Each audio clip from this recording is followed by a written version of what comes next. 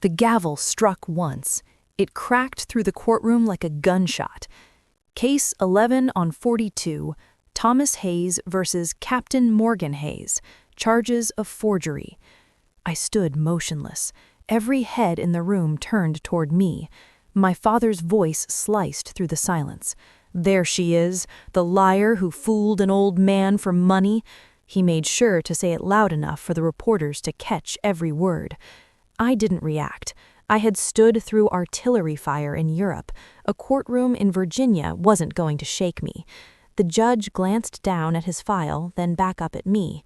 His eyebrows pulled together as he read my title aloud. Captain. Of which branch, Miss Hayes? United States Navy, Your Honor. Assigned to NATO command in Brussels. A few quiet gasps followed. He gave a small, respectful nod.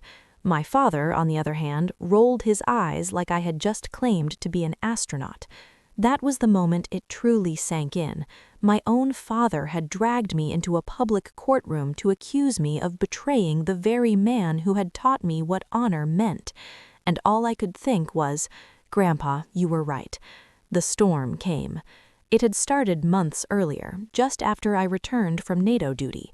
I had spent nearly 2 years in Brussels coordinating cybersecurity efforts between U.S. forces and our European allies. It wasn't glamorous. It was long nights, stale coffee, and endless meetings where no one agreed on anything. Still, I was proud of it. I came back to Virginia hoping for rest, maybe even a quiet family dinner that didn't spiral into politics or criticism. Instead, I came home to war, just not the kind I had trained for. The moment I stepped into the family house, something felt wrong. The air was heavy, like it carried tension. Mom offered a polite smile but didn't hug me. Dean, my older brother, barely looked up from his phone. And Dad, Thomas Hayes, retired insurance broker, self-appointed guardian of the Hayes legacy, he gave me a stiff nod that felt more like a cold salute than a welcome. We all gathered in the living room. I thought it would be a simple discussion about Grandpa's estate. He had passed away 6 months earlier while I was overseas. We had spoken just a week before he died. His voice had been thin but steady. "Morgan, I'm proud of the woman you've become. You kept your promise." "What promise?" I asked him. "To serve, to lead with decency." He chuckled softly. "That's worth more than any farm or bank account." So when the lawyer opened the folder and announced that Grandpa had left everything to me, the house, the savings, the small piece of land in Culpeper, my stomach dropped. Not out of greed, out of guilt. I didn't want it, but the look on my father's face froze me in place. He went pale, then red. "What kind of joke is this?" he snapped. The lawyer adjusted his glasses calmly. "Sir, your father was very clear. He stated that his granddaughter served her country with honor and would take care of the property after his passing." Dad slammed his hand against the table. "She wasn't even here when he died. She was off playing soldier." Dean smirked from the couch.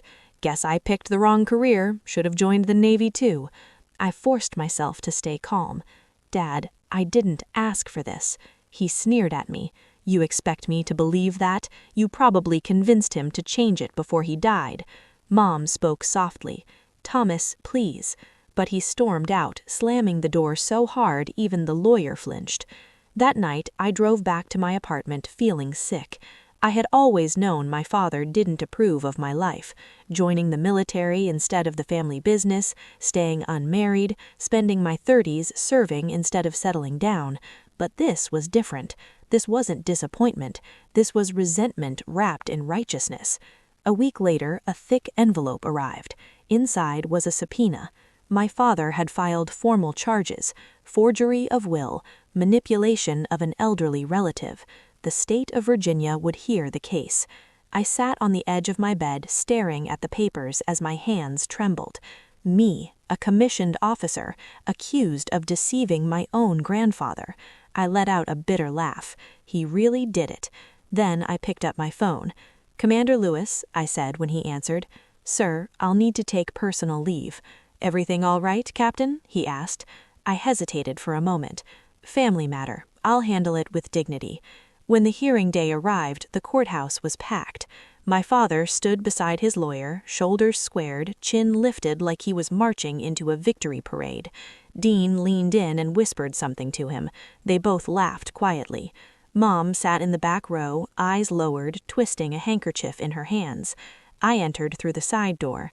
My uniform was pressed, my shoes were polished, every detail precise, not to impress anyone, just to remind myself who I was. The room fell silent. Even the judge paused mid-sentence when he noticed me. He looked down at the documents again, then leaned forward.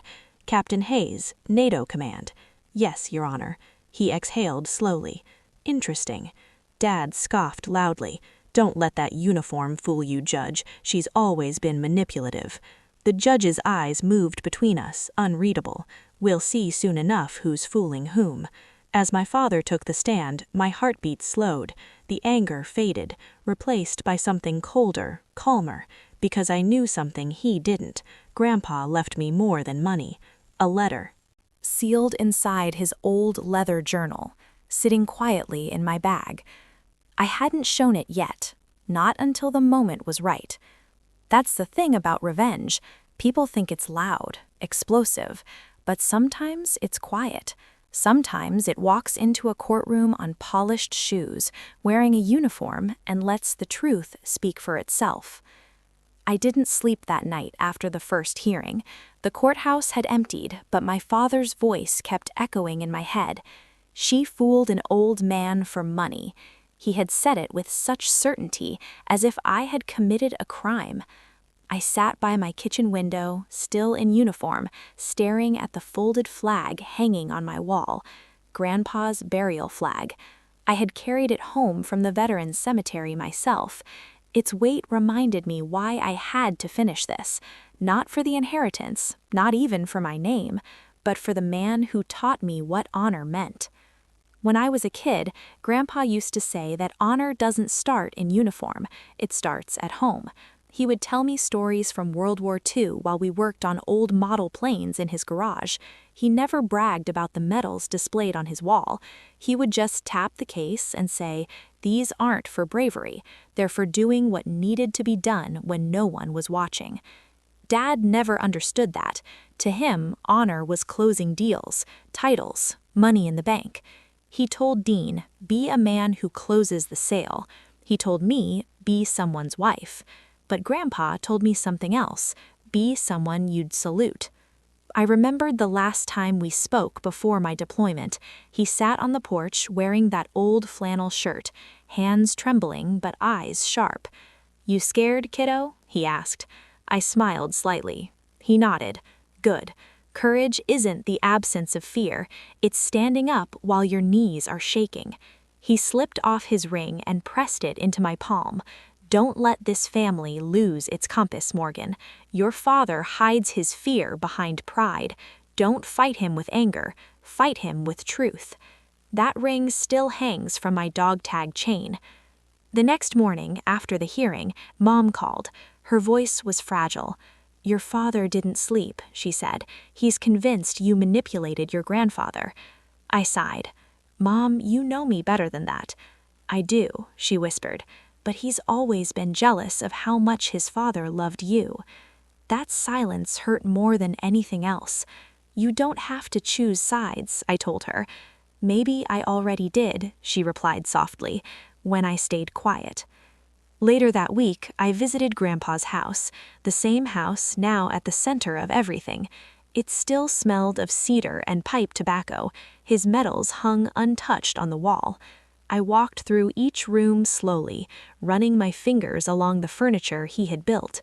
In his study, the desk drawer stuck slightly before opening. Inside was his leather journal. Most of the pages were filled with memories, stories, pieces of a life lived fully, but one entry stopped me cold. "Thomas's pride will be his curse. Dean's greed will be his downfall. But Morgan, she carries the name that still means something. She won't need to fight for this inheritance. It will fight for her." I closed the journal and sat there, tears burning in my eyes. It felt like he had written it knowing this day would come. Outside, the flagpole creaked in the wind, and for a moment I could almost hear his voice again. Don't let bitterness win, kiddo. Win by standing tall. That night, I called my commanding officer. Sir, I may need to testify in court next week. It's family. He paused. You're not the first soldier whose war followed them home, Hayes. Do what you need to do, but don't lose your composure. The uniform doesn't stop at the courtroom door. Understood, sir. That was when it became clear. This wasn't just about money or pride. It was about proving that integrity wasn't just something stitched onto a uniform. It was something you lived, especially when the people closest to you doubted it. The courthouse in Culpeper stood on the same street as the diner where Grandpa and I used to eat pancakes after church. I had always seen it as a place of fairness. That morning, it looked smaller, colder. Reporters crowded the steps, cameras pointed toward the entrance. My father thrived on that kind of attention. I arrived early, uniform perfect, posture steady, every step deliberate. The Navy had taught me that when everything else falls apart, you hold your line. When I walked in, the room went quiet again. My father looked up and gave me that same expression I'd known since childhood, that half smile, that half sneer, the one that said I was still nothing in his eyes. Dean leaned in and whispered something. They both laughed. I took my seat beside Commander Ross. He spoke quietly. Stay calm, Captain. Truth always finds its way. The judge entered. All rise. My father's lawyer immediately stood and began his argument. Smooth words, polished accusations. He spoke of manipulation, digital tampering, betrayal. He made it sound convincing. Then he presented his supposed evidence. Emails, printed screenshots, claims that I had pushed for urgent changes to the will. Your Honor, I rest my case. The judge turned to me. Captain Hayes, your response? I stood. Yes, Your Honor. I request to submit verified NATO clearance logs and access reports. The documents were handed to the bench. They show, I said calmly, that during the time these emails were sent, I was inside a secure NATO compound in Brussels, no outside access, every movement tracked. I paused. I could not have sent those emails. The judge looked up. You're saying it was impossible? Not impossible, Your Honor, just dishonorable, and I do not act without honor. The room fell silent. Even my father stopped smiling. The judge nodded slowly. Then my lawyer called Commander Paul Green to the stand, Grandpa's old friend, the notary who witnessed the will. His voice was steady. I notarized the will myself. He was of sound mind, clear in his decision. What did he say? The judge asked. He said, the girl earned it. She lives by the code I tried to teach my son, but couldn't. Silence filled the courtroom. The judge turned toward my father, but Dad said nothing. When court adjourned, reporters flooded the hallway. I ignored all of them. Outside, the wind carried the sound of the flag snapping sharply above the courthouse. I stopped and saluted, not out of pride, out of respect. Mom came up behind me. You didn't have to go through this, she said. Yes, I did. Not for me, for him. She nodded through tears. He would be proud of you. Across the lot, my father stood beside his car. He looked smaller somehow. Not weaker, just diminished. He met my eyes briefly, then looked away. I didn't follow him. Some truths don't need to be shouted. They only need to stand in the light. That night, I placed Grandpa's ring on my nightstand. You taught me right, old man, I whispered. I didn't need to fight. I just needed to stand. And for the first time in months, I slept peacefully. The next morning, the courthouse felt different. The whispers had faded. In their place was a heavy silence. Even the reporters seemed restrained. Some nodded at me with quiet respect. Inside, my father sat at the plaintiff's table, arms crossed, face hardened like stone. Dean was nowhere to be seen, probably avoiding the cameras now that things were turning against him. Mom sat in the same pew she always did, clutching that handkerchief. She gave me a small nod. When the judge entered, everyone rose. I stood straight, the sound of my boots steady on the floor. Captain Hayes, the judge said, I've reviewed the evidence, the logs, and the witness testimony. However, before this court delivers its verdict, I'd like to hear from both parties directly. He looked first at my father. Mr. Hayes, you may speak. Dad stood, slowly buttoning his jacket. Your Honor, I just want to say I did what any father would. I protected what my father built. Morgan, she was always different, always thought she knew better. He turned toward me, eyes sharp. She walked away from this family, joined the military, buried herself in a world that doesn't care about family. My father loved her for it, loved her more than his own son. And now she comes home, and his voice cracked, though he tried to hide it. She gets everything, while Dean and I get left with nothing. The judge studied him. So your accusation was motivated by fairness? Dad hesitated. By justice? The judge's tone hardened. Justice is truth, Mr. Hayes, not resentment. Dad's jaw tightened. Maybe, but I know what I saw. My father was frail. He'd never have made those changes without someone pushing him. That was my cue. I stood slowly. Permission to speak, Your Honor? Granted.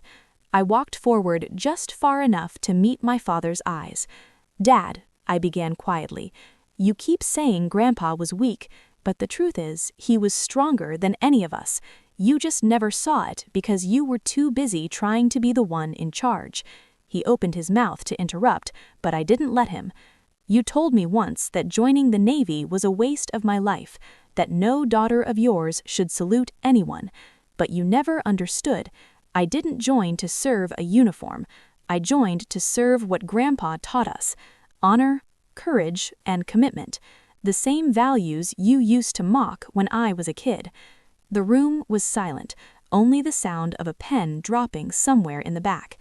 Grandpa left me the estate because he knew I'd take care of it, not for me, but for what it represents.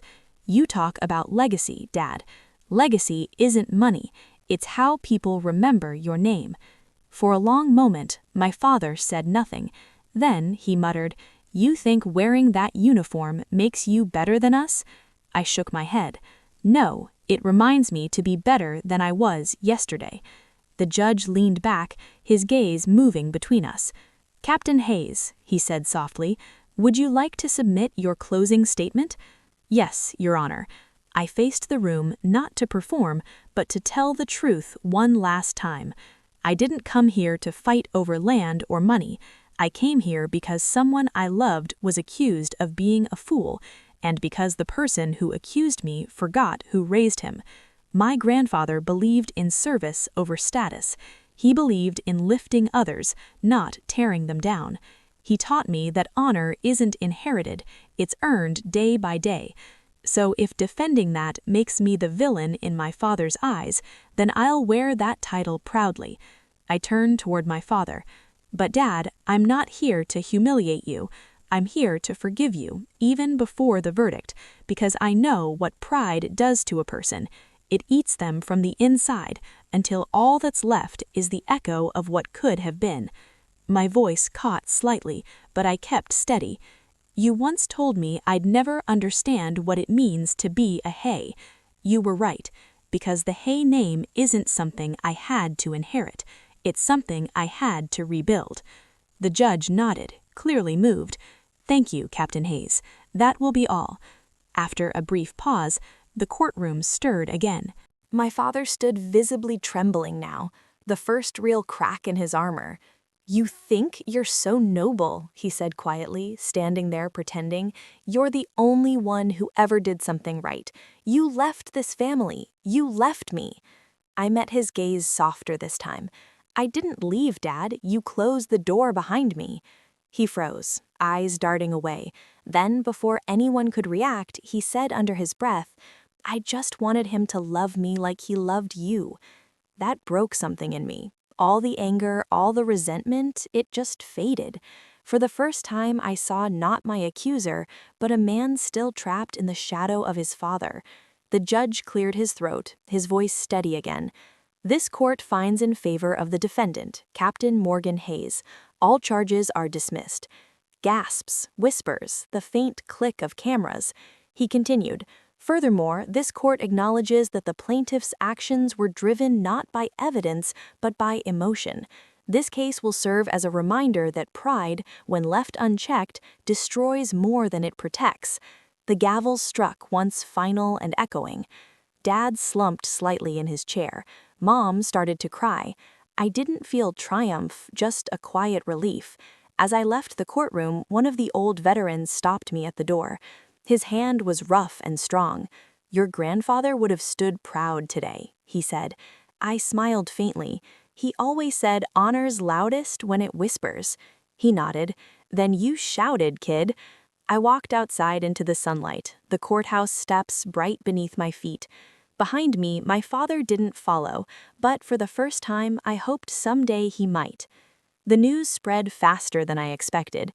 By the time I got home that evening, my phone was buzzing non-stop. Messages from reporters, old classmates, even people from my old Navy base. Headlines already read, "NATO officer cleared of forgery in family inheritance case. Veteran's granddaughter wins case. Judge praises integrity." I turned the TV off. I didn't need validation from strangers. The real victory wasn't the verdict. It was reclaiming the truth about Grandpa, and maybe somewhere in there about myself. Still, there was a strange heaviness inside me. Winning a battle doesn't mean the war inside you is over. A few days later, I received a letter from the courthouse. The judge himself had written it by hand, just a few lines on official stationery. "Captain Hayes, thank you for reminding this court that truth and honor still matter. Judge Whitmore." I read it twice, quietly, then placed it inside Grandpa's old leather journal, between his notes about courage and forgiveness. Mom called that night. "He's not speaking much," she said softly. "Your father. He's been in the garage since the trial ended." I hesitated. "Is he angry?" "No," she whispered. "He's embarrassed and lonely."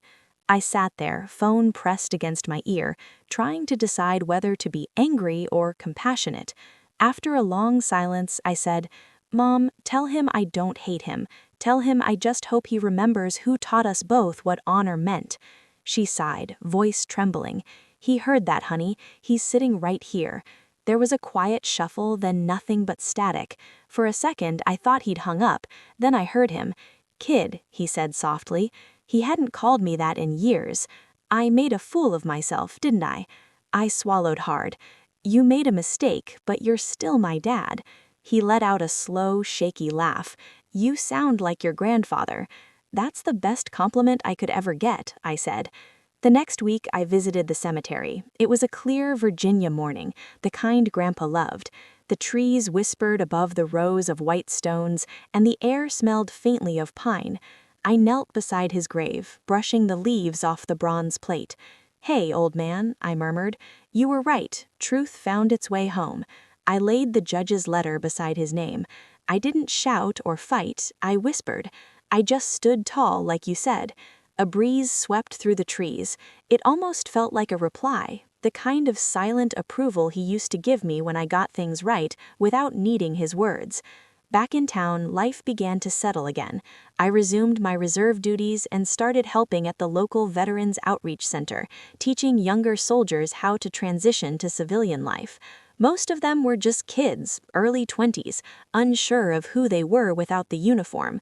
One of them, a quiet Marine named Connor, asked me once, "Ma'am, how do you deal with people not believing in you?" I smiled. "You don't. You believe in yourself until the truth catches up." He nodded slowly. "Even if it's family."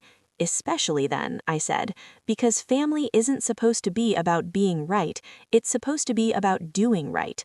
A month after the verdict, Mom invited me over for dinner. It was the first time I'd been inside that house since the will reading. The same dining table, same chairs, but the air felt different, lighter somehow. When I walked in, Dad was there. He looked smaller, quieter, humbled. His hair seemed grayer, his voice softer. "I wasn't sure you'd come," he said. "Neither was I replied honestly. We ate mostly in silence, just the clinking of silverware. Then he set his fork down. "You know, I read Grandpa's journal." My heart stopped for a second. "You did?" He nodded. "Your mother found it after the trial. The old man, he wrote about me, about how he wished I'd learned humility before it was too late. He took a deep breath. I think I finally understand what he meant. I said nothing. Sometimes silence says more than words. He continued, I don't expect forgiveness, Morgan. I just wanted you to know I'm proud of you for standing up for him, for us, even for me. For the first time in decades, his eyes softened. Not the cold, dismissive look I'd known all my life, but genuine. The kind of look a father gives a daughter when he finally sees her. I nodded, my throat tight. That means a lot, Dad. He smiled faintly. You look like him, you know. Same eyes, same stubbornness.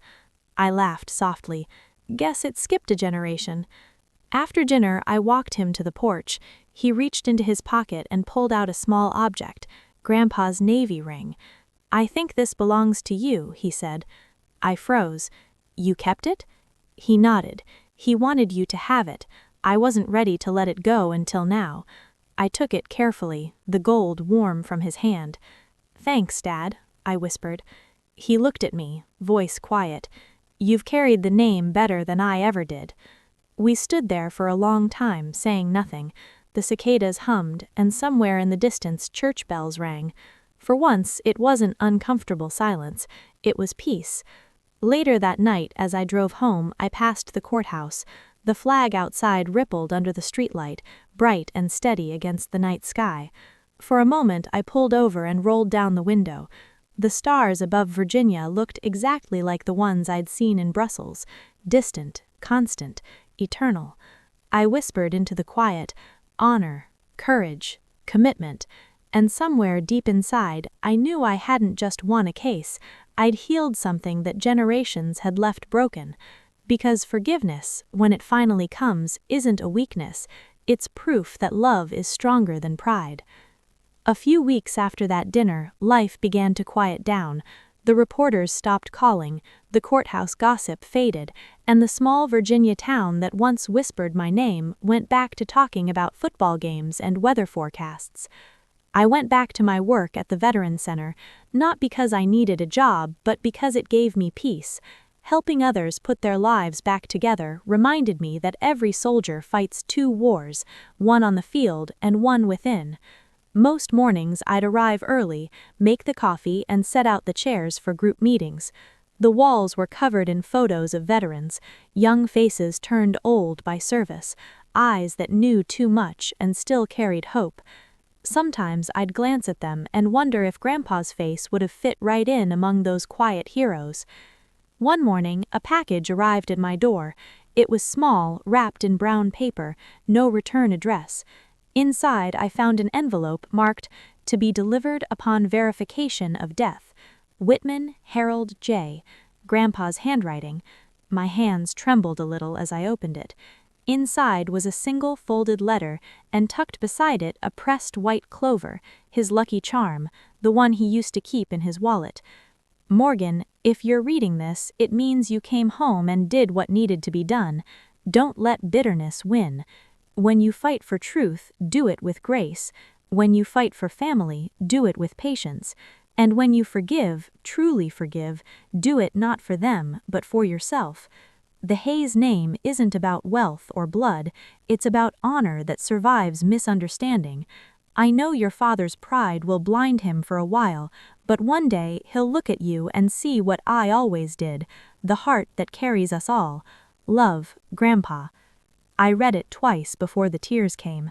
It wasn't the words that broke me, it was how he still saw goodness in all of us, even after everything he must have suspected. I folded the letter carefully and placed it inside the journal, where all his wisdom lived. Then I slipped the ring, his navy ring, onto my chain. For the first time, I felt the weight of it as something gentle, not heavy. A week later, I got a call from Mom. "Your father wants to see you," she said softly.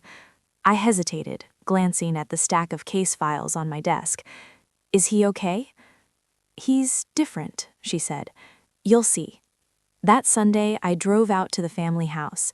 The driveway looked the same, the white porch rail still chipped from years of neglect. But the man waiting on the steps wasn't the same father who dragged me into court. He stood there in jeans and an old flannel shirt holding a small wooden box. His shoulders looked smaller somehow, as if pride had finally loosened its grip. "Hey, kid," he said quietly. "Hey, Dad." He handed me the box. "I've been cleaning out the garage. Found something that belonged to your grandfather." Inside was a folded American flag, the one from Grandpa's funeral. "I thought you had this," I said. He shook his head. "I kept it. Couldn't let go of it until now. Thought maybe I didn't deserve to." I placed a hand on the folded cloth. "We all made mistakes, Dad." He looked at me for a long time. "Yeah, but you fixed them. You did it the right way, with your head high." I tried to protect what I thought was mine. Turns out, what's mine was never the land. It was supposed to be you. The words hit me harder than any courtroom verdict ever could. "I'm proud of you, Morgan," he said, "and I'm sorry, not just for the lawsuit, for all the years I made you feel small." I blinked fast, but the tears came anyway. "Apology accepted, Dad." He chuckled softly. "You sound like a judge. Guess it runs in the family now." We both laughed awkwardly at first, then easily. For the first time, the air between us wasn't full of tension, it was full of peace. Later, before I left, I walked into Grandpa's old study. Dust danced in the light coming through the window. His model ship still lined the shelves, and the scent of cedar hadn't faded. I stood there for a while, imagining him sitting at his desk, pipe in hand, probably grinning at how things turned out. "I did it, Grandpa," I whispered. "Not through anger, through grace." As I turned to leave, I noticed something new on the wall. The framed verdict from the court hung neatly beside Grandpa's medals. Under it, Dad had added a plaque. "In honor of truth and service, may we all stand a little taller." I smiled. Sometimes redemption doesn't arrive with applause. Sometimes it just hangs quietly on a wall, waiting to be seen. That night, I drove home along the same road I used to take as a teenager, when I dreamed of escaping this town. The sunset stretched over the fields, warm and golden, painting the world in forgiveness. I thought about everything that had happened, the accusations, the humiliation, the courtroom silence, and finally the peace that came after. It struck me then that revenge had never been the goal.